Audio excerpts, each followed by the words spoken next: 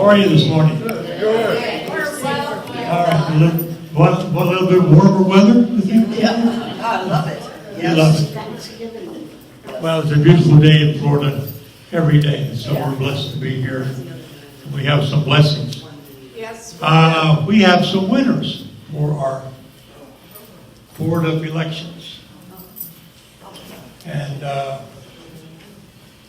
Andrea Hagner, please stand up. Tony Quattromani. Emilio Bennett.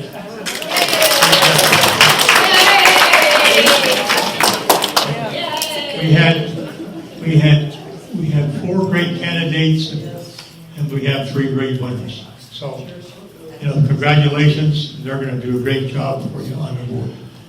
So if you want to get up and shake their hand after they're on the way out, please do. Because we're very, very proud of all 3 of them. Okay, young man, what's up? All right.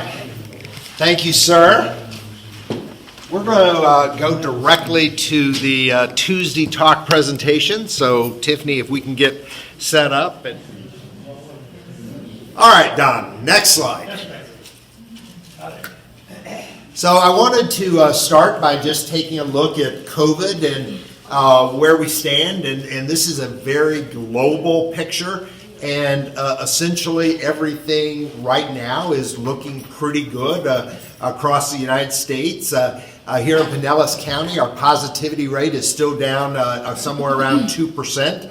I was talking to my sister who just moved to New Mexico a couple of weeks ago, and the positivity rate in Albuquerque is up at 16%. And so she was talking about how you went to restaurants and grocery stores and everybody was still in mask and there was social distancing and every other table in restaurants were full. And so what a difference time has made here in Florida.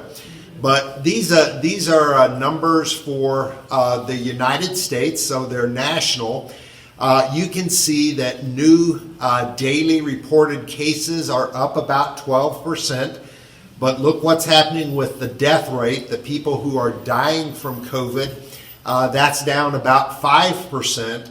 And then the COVID-related hospitalizations are up about 7%. And at this point, we have 196 million people here in the United States who are fully vaccinated. So those numbers continue to be positive. I wanted to talk just a little bit about Delta. The Delta variant looks to maybe have run its course, and we're ready for the next variant. It's called Epsilon, and there's some scary news, but some good news about this new variant. And so here's what we know about Epsilon. We know it's 4 times more contagious than Delta, and we know that it does not respond to antibodies. Now, so that's scary sounding, but the news is actually great, because what it means is here in the 4th variation of the virus, it's becoming more like the flu. And so if you think about the flu, what do we know about the flu? It's very contagious, and it can't be treated by antibiotics. So as COVID changes and we progress from one variant to the next, that's what we're going to see. It's going to revert more like a SARS and MARS flu, which is the mothership of the COVID variant. So that's actually some good news. Are we going to have a tough winter? Yes, because this does tend to be seasonal, just like flu. And so as the weather gets a little colder, we're going to see more activity with COVID. But here's what we know. We maybe will see a higher infection rate. We maybe will see a little bit higher hospitalization rate, but the death rate is going to continue to fall. And then you probably have been reading about some of the new pharmaceuticals that are coming online that will provide an oral treatment for individuals who actually have been diagnosed. And so, yes, COVID is still with us, and yes, it's going to continue to be with us for quite some time.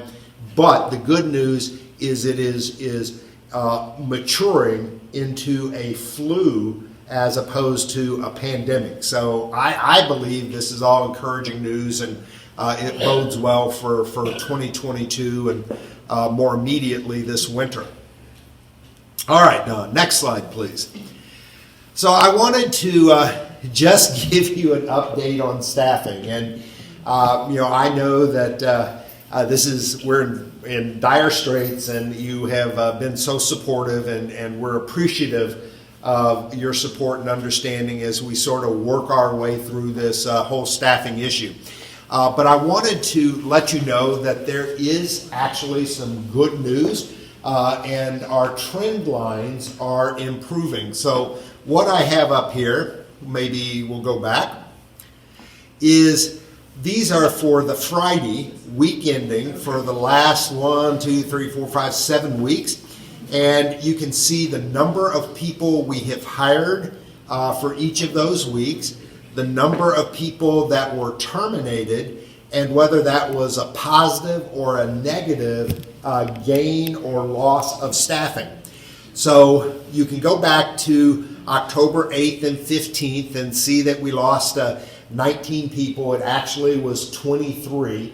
19 were on the board, 23 had already left prior to the 15th. The 15th was the date that Regency Oaks required all staff to be vaccinated in order to work here. And so we had a pretty big hit back on the 15th. And then since then, you've seen a positive gain each and every week. And so 10/22, we had a positive 3. 10/29, we had a positive 2. 11/5, we hired 2 more than we lost. On 11/12, we had a positive 4. And this week, we're right now at a positive 3, but we still have 3 days to go. So I'm not going to give you those numbers. So here's the takeaway that I'd like you to have, is we are seeing a positive net gain. We think it's a trend. It's consecutive weeks. It's following our plan. We anticipated that once we lost all the individuals who chose not to be vaccinated, that we would start to see a positive gain in our staffing. And so we're headed in the right direction. We also have shared with you that this is not something that's going to solve itself overnight. It's not going to be weeks. It's going to be months. And so we don't anticipate getting back to being fully staffed until the middle of the first quarter. But the trend lines are looking good. I'm going to share this with you every week. You're part of our team and our process. And I want you to be aware and informed of where we are and what progress we're making. All right.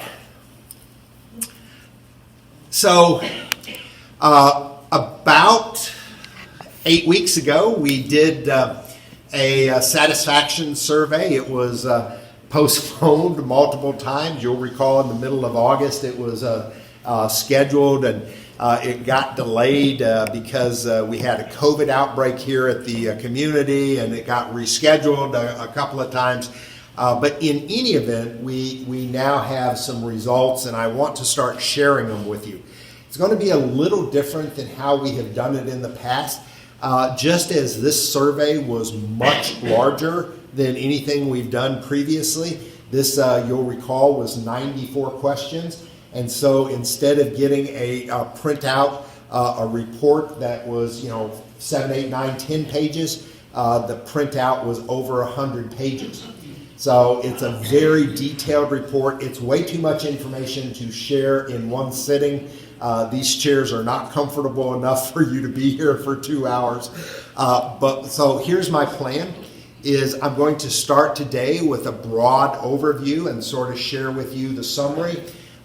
Then each Tuesday talk for the next 2 or 3 weeks, I'll come back and I'll talk about specific department trends, observations, verbatim comments, and then finally we will conclude with our action plans, and that's what we're going to do about the information that we learned and that you shared with us. So that's sort of the plan, and we're going to take a look at the first slide.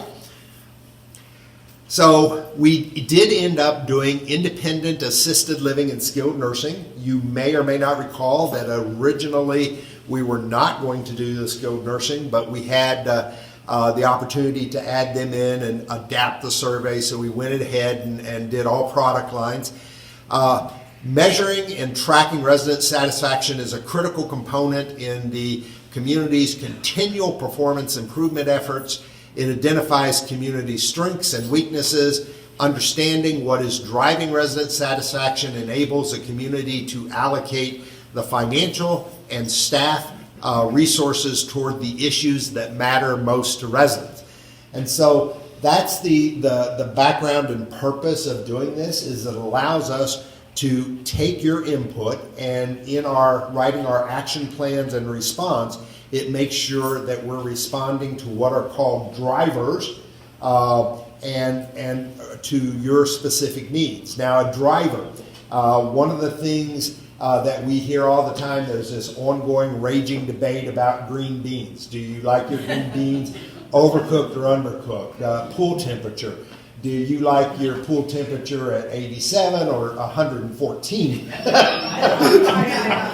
So those are ongoing debates, and there is no answer to that, because I'm never, if you are of one category, you're never going to be of the second category. And so those are not what are considered drivers. That's not what drives your satisfaction.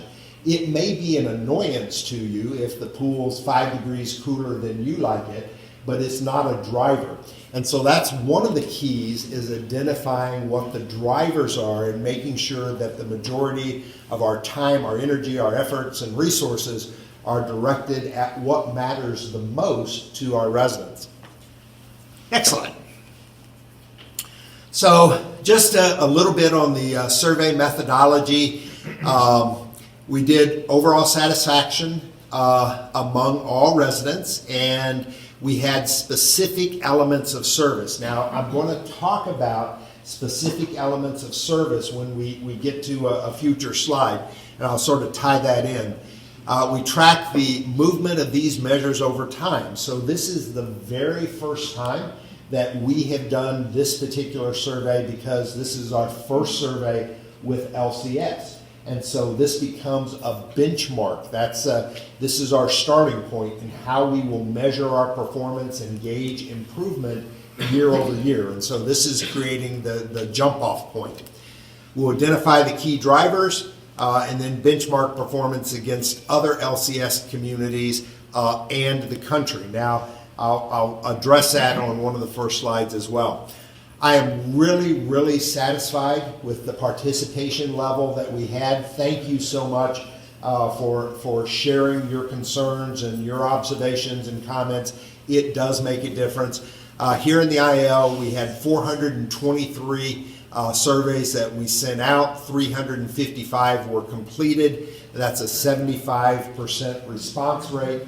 And so there was about 4% that were errors or duplication. You may recall that originally that number was 79%. And so some were duplicate surveys, some were surveys that belonged to the health center that got included in our tally. When all was said and done, we had it cleaned up. It was 75%. That is a great response rate, and I'm super pleased to have gotten 3/4 of our residents to participate in this survey. Over in the AL, we had 80% response rate, and in the health center, 60%. Our health center response rate is always a little lower because that's the only one of the surveys that goes directly to family members as opposed to the resident. And so that is not unusual to see a lower response rate. So here's our overall resident satisfaction, and this is handled a little differently than what you have seen in the past. You'll remember that with the Holleran survey and with the net promoter score that you were familiar with Brookdale, we had a value question. And so the data was driven by one value question, and you got an overall score. So with LCS, what they do is they have 3 satisfaction questions buried in the survey. I feel at home at Regency Oaks, 75%. I would recommend Regency Oaks to friends and family, 72%. And I'm very satisfied with Regency Oaks as a place to live, 70%. Now they weight that based upon the number of people who responded to the specific questions, and this becomes a weighted average of the 3 overall satisfaction scores of 72%.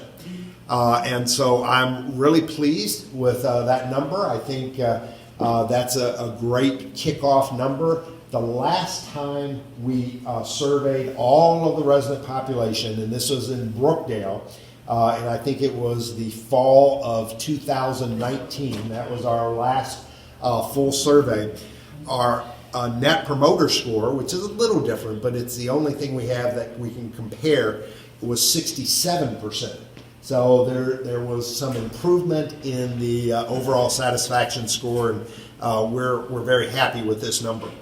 When you think about how you put this in how do you account for this number, here's sort of the way I think about this. If you were in school, this is a low C. I'm not as happy with that, but if you look at, think of it in terms of every 3 out of every 4 residents that you encounter or come in contact with are greatly satisfied or mostly satisfied with Regency Oaks, then all of a sudden I'm much happier with the number. And so when you think about the scale, the 5-point scale, there are still people who are satisfied with Regency Oaks, and that number is not included in the 72%. So these are the strongly agree and the always agree categories. This is the 4s and the 5s. All right, next slide. So here are the domain satisfaction scores, and here's what that means. You'll recall 94 questions. They were broken down to 4 or 5 questions in each and every department. The domain satisfaction scores is I take all 4 or 5 of those questions and I roll them up into an average so that I can give you a synopsis from top to bottom of where we excelled and where we have opportunities. So the top of the chart, the top 3 were the reception, accounting, marketing and sales, and security. Each had 4 or 5 questions. The overall score is listed on the right. Our front desk just did a great job with 90% plus. Every list has to have a top and a bottom. On the bottom of our list are plant operations, health center, and overall resident engagement. I am pleased to see plant operations at 63. That is still a low number, but for those of you who might recall the survey from 2019, that number was 37. So Darwin has this department headed in the right direction, and he has made significant strides in winning over residents with the maintenance service and his team. Next slide. Okay, now I know you can't read this, but I'll sort of walk through it, and I'm not going to give you the specifics. I want to identify some trends. And so the first question, the first bar graph there in the blue, satisfaction by length of stay. And here's why that's important. We break the responses down into those people who have been here less than a year. They were 78%. And then those people who have been here for more than 10 years, and they rated us a 74%. And so here's the trend that I look for and that I think is important. I want to make sure that my marketing team isn't over-promising and then that the operations team isn't under-delivering. So I want to make sure that the people who are brand new and are just coming in think that they are receiving the same service at the same level, at the same quality as those people who have been here 10 years. And so you can see that's a pretty good line. There's not a lot of deviation, and it all falls into to mid-60s to mid-70s. So that's the trend I'm looking at there. It is even more true as you look at satisfaction by age. The difference is 76 to 78, and that's a 70-year-old as opposed to a 90-year-old. And so what that means from a trend perspective is as you age in place and you need additional services, whether they're housekeeping or clinical, we're stepping in and meeting those needs and addressing your acuity as you age in place, and your satisfaction level does not change. And so as we layer on additional levels of care, you continue to be satisfied with the service delivery here at Regency Oaks.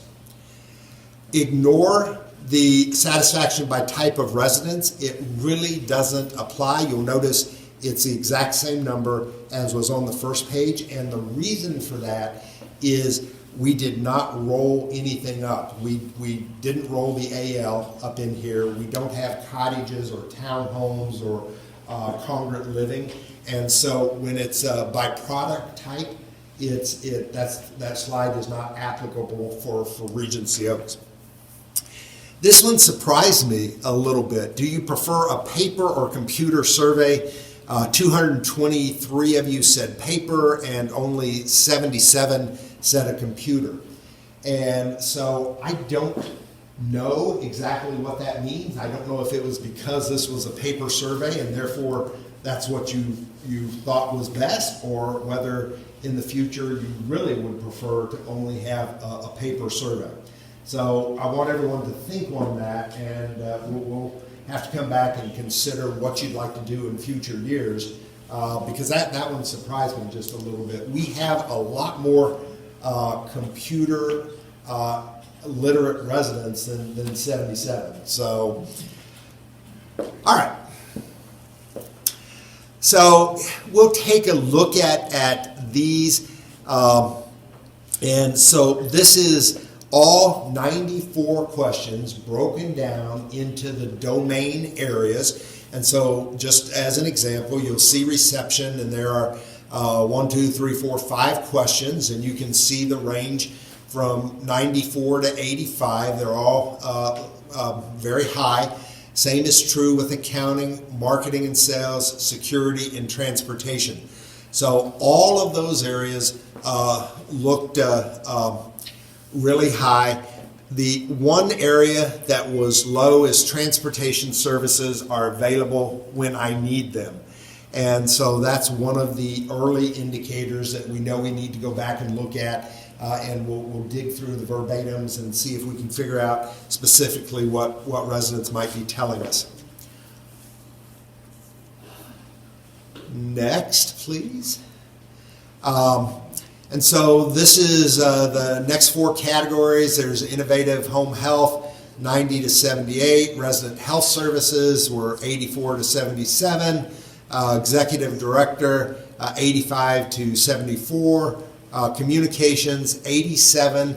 I am satisfied with the newsletter. So that's are the Oaks, and what a great score that is. And it just really has been really significant in improving communication, and I'm satisfied with the event calendar at 84. That was high as well. This was the area we'll look at a chart next week that shows where do you improve the most, and communications was at the top of the list. Our communication scores from the 19 survey were down in the 60s. And so this is a pretty significant growth or improvement in communication, and so we were glad to see that. So here is communications, at the bottom of it, environmental services, community life, and food and beverage. And so this is something that is sort of interesting, and I want to just give you some of my thoughts on this. And so this starts, everything at the top of the list was the administrative categories, and that's, you know, the leadership team and the department directors. These are the actual service areas of the survey. And so here's what we noticed. When the top questions in all these categories, you look at, you know, warm and friendly, do I like these people, do I trust these people? It's 93, 85, 91. And so the residents are really supportive of the leadership teams and of the staff and what they're trying to do. But then as it starts asking about the services, look how the services are dropping off. So we've taken a look at the verbatims, and right now what we're thinking is this is more related to the fact of where we were in August and September. So we asked you to evaluate how satisfied you were with our activities when all the activities were shut down. We asked you to evaluate how satisfied you were with transportation when we weren't doing transportation.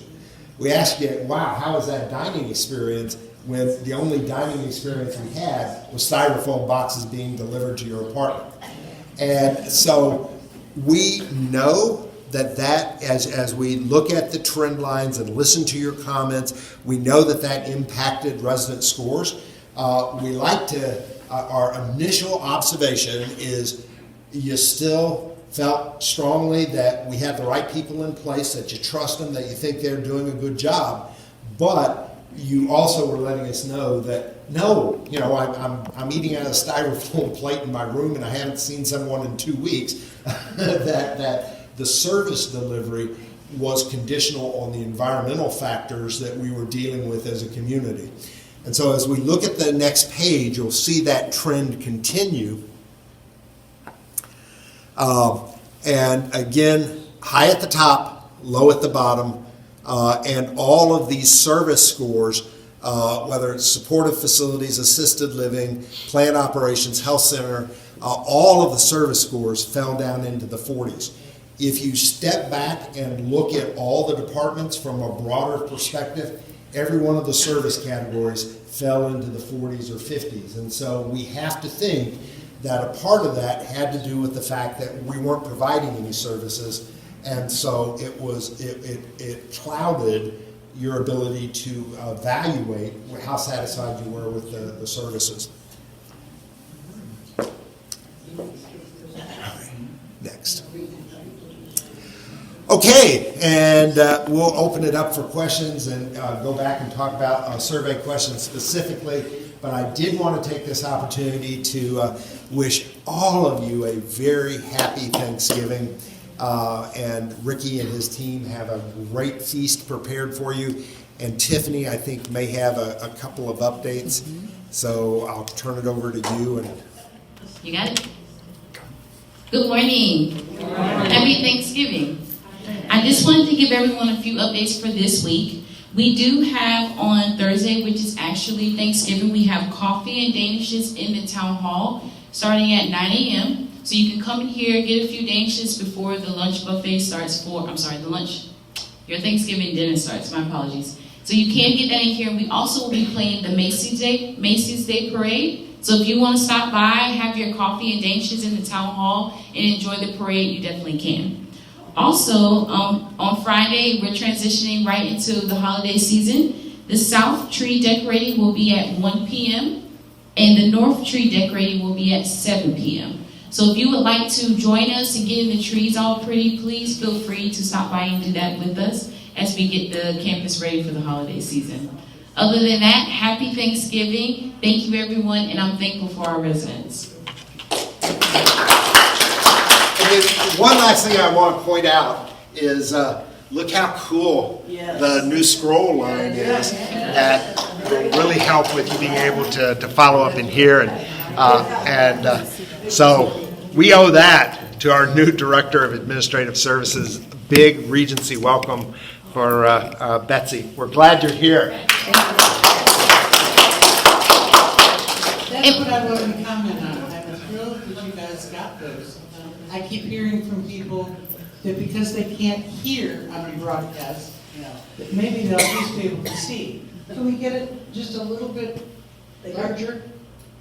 I'll play with it. A point size up or two, and make them a little more readable. But that's a big complaint we get, so thank you. I also wanted to point out that since last week we had our 2 meetings, just a reminder, at any point if you ever have a question, please wait for the microphone. The residents at home cannot hear you. Even if you yell to the top of your lungs, they can't hear you. So please, please, please wait for the microphone. Don always does a fantastic job to get it over to you. So make sure if you do have any questions in the audience to always wait for that.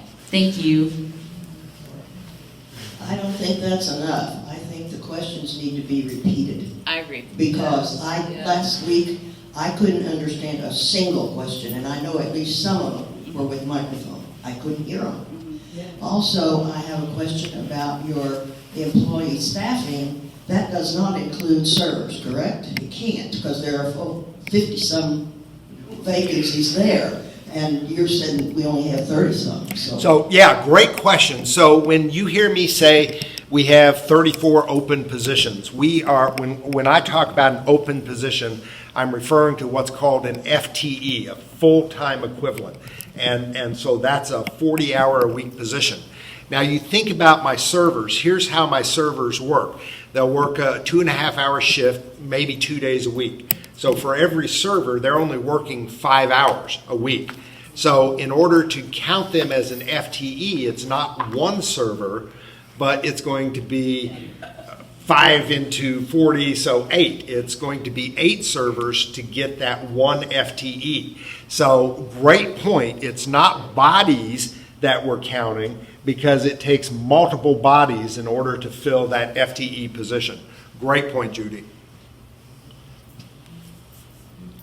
Now, it is good news. Jesse just hired housekeeper number 8. We now have 8 housekeepers.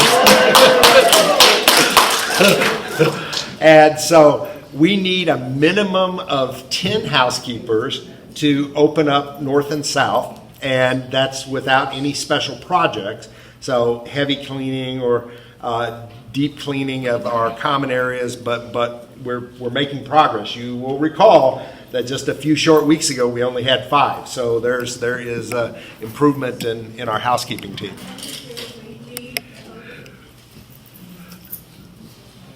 Brand, can you address the incorrect monthly service fees that we got in our mailboxes? Yeah, so did everyone get a correction last night? No. Okay. Are they in the box? Hold on just a second. Are they in the boxes? Do you know? They were supposed to have gone out last night, so Okay. I'll check. They were in the north. They were in the north. Okay, so they. Working on the south. All right. So there should be a correction to your boxes this morning. And so yesterday, when the bills went out, they had neglected to adjust for the monthly service fee credits. And so if you have the original bill, please just disregard that. And we did get a corrected copy out either last night or this morning. So you should have that and be able to pay off that. Unfortunately, Sherry, bless her heart, she took a week off. No one deserves it more than Sherry. She is doing double duty. You may or may not know she is supporting our community down in Bradenton, and they have now hired a director of financial services that she is orienting. So she's really been putting in long hours, and she needed some time off. I gave her some time off, and we had a little snafu in the transition, but it's corrected, and I apologize for the inconvenience. Grant, just a reminder to remember the meal credit forms are at the desk. Okay. So meal credit forms. So if you are interested, so everyone knows that on January 1st, the amount of a meal charge goes from $7.50 to $9. If you desire to make that change and go, if you're on the 21-day and want to go to the 30-day, there are forms available at the desk. You can turn them in all the way up until the last day of December, because understand that we close our books on the 17th of each month. And so we don't think with the holidays that we're going to be able to make that. So we just understand that January 1st, your bill may not be 100% correct if you make a change during the month of December, but we will do an adjustment and try to catch that up. We close our books on the 17th of each month, and that just doesn't give you enough time to probably get that done so that it's incorporated into your January billing. But if you want to make that change, the forms are available at the front desk, and you can pick those up. Another comment, on my bill was a delivery charge, and when I didn't have a delivery charge, it was the bottle of wine that I bought at the Brick and Vine open house, and also if you bought Boar's Head, it will show up as a delivery fee. Okay. Did everyone hear that? Okay. Repeat it though. So if you have you gone up to the new Brick and Vine, or if you've taken advantage of the new service where we provide Boar's Head sandwich meat, it shows up as a line item on your billing, and it's called delivery. It is not a specific category for food or Brick and Vine. It just all rolls up into a category called delivery. Read the screen. Food or brick.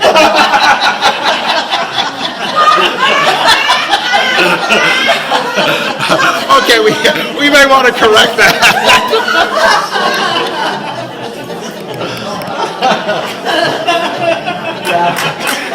We may have to send this one to Sherry.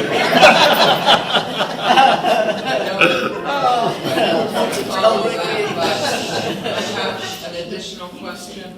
I understand that there is a variety added to the noon meal, a hamburger, hot dog, and Reuben.